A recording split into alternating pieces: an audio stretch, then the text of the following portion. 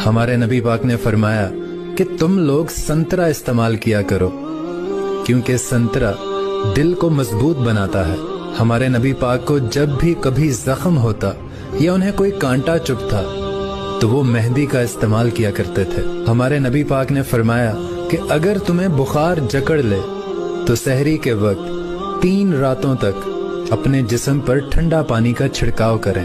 और आप सल्लल्लाहु अलैहि वसल्लम ने इरशाद फरमाया कि तुम अनार को उसके अंदरूनी छिलके के समेत खाया करो, क्योंकि ये तुम्हारे मैदे की सफाई करता है। सुभान अल्लाह। ज्यादा